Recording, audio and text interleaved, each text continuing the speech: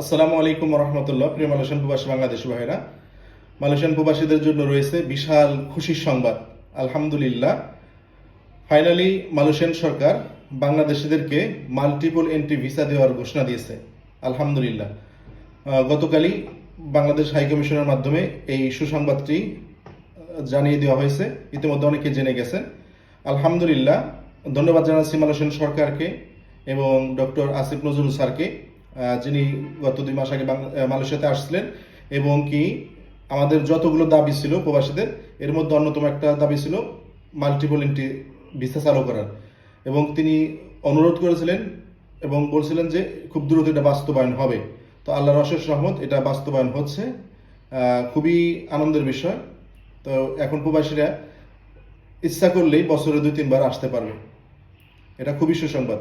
পাশাপাশি এই মুহূর্তে যেহেতু আপনারা আমাদের কাছ থেকে এয়ার টিকিট কিনতে পারছেন, সেক্ষেত্রে দুইটা খুশি একত্রিত আপনাদের সাথে ভাগাভাগি করলাম। গতকালকেও আপনাদেরকে বলেছিলাম যে এই মুহূর্তে যদিও এয়ার টিকিটের সিন্ডিকেট আছে, এরপরেও আমাদের অফিসের মাধ্যমে কুয়ালালামপুর থেকে ঢাকার টিকিট পাচ্ছেন 350 রিঙ্গিত, 370 রিঙ্গিত, 400, 500 এবং 550 রিঙ্গিত মধ্যে। এজন্য টিকিট নিতে অবশ্যই যোগাযোগ করুন এই সমস্ত নাম্বারগুলোতে। ধন্যবাদ সকলকে।